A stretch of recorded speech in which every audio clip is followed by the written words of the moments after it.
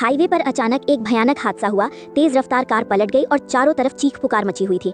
लोग घायल लोगों को बचाने में जुटे थे, लेकिन उस भगदड़ में भी बहादुर महिला फायर फाइटर छोटी सफेद ने अचानक कदम रोक दिए। उसके नीचे बिखरे लाल गुलाब के पंखुड़ियां और कार के बम्पर पर लगी पीली पेंट ने उसे तुरंत शक में डाल दिया कि शायद यह हादसा सिर्फ एक कार तक सीमित नहीं है और कहीं नीचे एक और वाहन भी फंसा हुआ हो सकता है। उसने हिम्मत जुटाकर तुरंत कप्तान को ये बात बताई और नीचे जाकर जांच करने की अनुमति मांगी, लेकिन कप्तान ने न सिर्फ इनकार कर दिया बल्कि कहा कि वहाँ पर्याप्त लोग नहीं है और उसे तुरंत घायल लोगों की मदद करने भेज दिया जाए। इसी बीच एक ड्राइवर होश में आया, लेकिन उसकी चोटें इतनी गहरी थी कि वो कुछ भी स्पष्ट रूप से नहीं बता पा रहा था। छोटी सफेद ने अपने अंतर्ज्ञान पर भरोसा किया और बिना किसी आदेश की परवाह किए अपने साथी के साथ बारिश और कीचड़ में आगे बढ़ी। हर कदम पर गुलाब की पंखुड़ियां और रक्त के निशान उनका मार्गदर्शन कर रहे थे। उन्होंने झील के किनारे एक मृत पुरुष दिखा, फिर थोड़ी दूर एक खून का धब्बा और वहां से झील में झिलमिलाती ब्रेक लाइट दिखाई दी जो बताती थी कि कोई और भी फंसा है। दोनों ने तुरंत अपने कपड़े उतारे और झील में कूदकर डूबते हुए बच्चे को बचाने की कोशिश की। वो बच्चा पानी में तैरते हुए ऊपर आया, लेकिन उसकी धड़कन और सांसें बंद थी। छोटी सफेद ने फौरन सीपीआर शुरू किया। उसके साथी ने स्थिति कप्तान को रिपोर्ट की और कप्तान को जैसे ही खबर मिली उसका दिल डूब गया कि अगर बच्चा मर गया तो जिम्मेदारी उसी पर आएगी। लेकिन छोटी सफेद ने हार नहीं मानी। उसने अपनी पूरी ताकत और साहस लगाकर बच्चे की जान बचाई